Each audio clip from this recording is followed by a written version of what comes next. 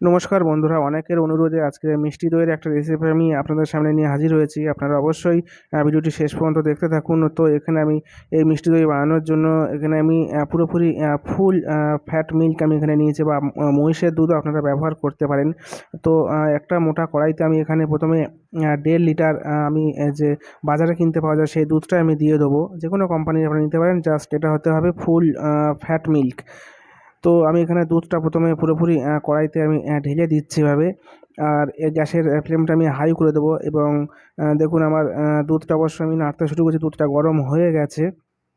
তো এটাতে মানে ফুটতে শুরু করেছে, এবং এর যে সরের ভাবটা আস্তে আস্তে শুরু হচ্ছে, এবং দুধটা আস্তে আস্তে ঘন হতে শুরু করেছে। তো এদিকে আমি 150 আমি দই নিয়ে নেবো, যেটা খুব টক হবে না বা খুব মিষ্টি হবে না। তো একটা ছাঁকনি তে আমি দইটাকে জাস্ট রেখে দেবো, এর যে অতিরিক্ত জলটা থাকে সেই জলটা ঝরে যাওয়ার জন্য। তো দুধটা আমার নাড়তে নাড়তে আরও একটু ঘন হয়ে এসেছে। দেখুন, আপনারা দেখলে বুঝতে এর কালারটা একটু পরিবর্তন হয়েছে, একটু লালচে লালচে হয়েছে। তো মিষ্টি দইতে যত দুধটা ঘন হবে ততই খেতে সুন্দর হবে, এবং এর থিকনেসটা ততই বেশি খুব ভালো হবে। তো অন্য একটা প্যানে আমি এখানে একটু ক্যারামেল বানানোর জন্য আমি চিনি জাস্ট এভাবে নিয়ে নিলাম। দেখুন প্যানটা গরম হয়েছে, এবং চিনিটাও মানে গরম হতে শুরু করছে, এবং কালার আসতে শুরু করেছে। তো হালকাভাবে খুন্তি দিয়ে এভাবে নাড়তে হবে যতক্ষণ না চিনিটা পুরোপুরি মেল্ট হয়ে যাচ্ছে, ততক্ষণ এভাবে খুন্তি দিয়ে অনবরত নাড়তে হবে, এবং গ্যাসের আঁচটা আস্তে দিতে হবে। তো দেখুন আমার ক্যারামেলটা এরকম অবস্থায় আমার রেডি হয়ে গেছে। তো এর উপরেই আমি এখানে একটু দুধ আমি ঢেলে দেবো, ওই যে দুধটা আমি তৈরি করেছি।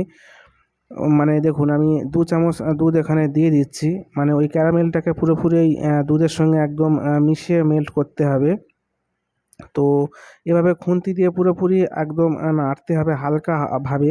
বেশি দেখুন তো ক্যারামেলের সঙ্গে দুধটা আমার পুরোপুরি এখানে মিশে গিয়েছে। কত সুন্দর একটা কালার এখানে চলে এসেছে, দেখুন পুরোপুরি একদম রেডি হয়ে গেছে। আর বাকি যে ক্যারামেলটা মানে ছিল, এই ওই যে ক্যারামেলটা আমি পুরোপুরি বাকি যে দুধটা ছিল সেই দুধের সঙ্গে পুরোপুরি আমি ঢেলে দিয়েছি। তো দেখুন এখানে এবারে দুধটাকে একটু ঠান্ডা করতে হবে, পুরোপুরি গরম দুধ দিতে হবে না। তো এদিকে দেখুন এই যে দইটা আমি নিয়েছিলাম সেই দইটা থেকে কিছুটা জল এখানে ঝরে গেছে। আর এই যে একটু জল ঝরা দইটাকে নিয়ে আমি একটা হুইস্কার দিয়ে পুরোপুরি এটাকে পুরো ফাটিয়ে নিতে হবে, কোনো লাম্পসের মধ্যে থাকলে হবে না।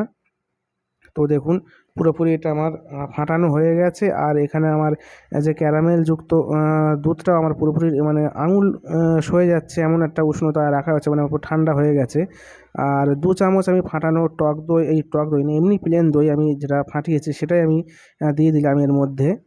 তো এর সঙ্গে দইটার সঙ্গে পুরোপুরি মিশে গেছে, এবং একটা মাটির পাত্র নিতে হবে। মাটির পাত্রেই বেশ দইটা ভালো সেট হতে ভালো হয়।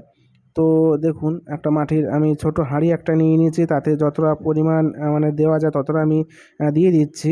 তো এখানে আমার 3 চামচ মাটির পাত্রে আমি দিয়ে দিলাম। আর যে আরও ছোট একটা কাপ আমি নিয়ে নিয়েছি, আর একটা ওদিকে কোড়ের বাটিও আমার আছে। তো বাকি আমি সে দুটোতে দিয়ে দিলাম, এবং অ্যালুমিনিয়ামের যে ফয়েল পেপার হয় সেই ফয়েল পেপার দিয়ে পুরোপুরি একদম আমি এটাকে ঢেকে দেবো।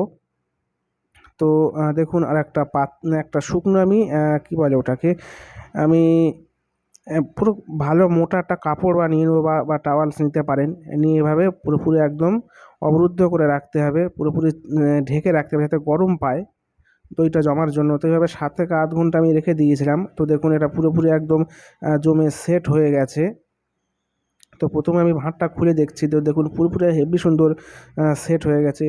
তো বাকিগুলো একে একে সব আমি খুললাম, তো দেখুন সবগুলো ভালো সেট হয়ে গেছে। তো এটাতে একটু দুধটা বেশি দিয়েছিলাম বলে ফয়েল পেপারের গায়ে লেগে একটু দাগ হয়ে গেছে, একটু কম পরিমাণে আপনারা দেবেন।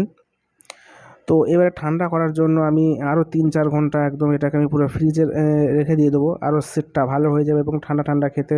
তো দেখুন আমি ফ্রিজের ভেতর থেকে বার করে নিয়েছি 3-4 ঘন্টা পর। তো দেখুন একদম পুরো ওর গায়ে ধরে নিয়েছে, উল্টে দিলেও মনে হচ্ছে পড়বে না। তো আর এর থিকনেসটাও খুব ভালো হয়েছে। তো আমি আপনাদেরকে কেটে দেখাচ্ছি, দেখুন কত সুন্দর, মানে দেখলেই জিভে জল চলে আসে।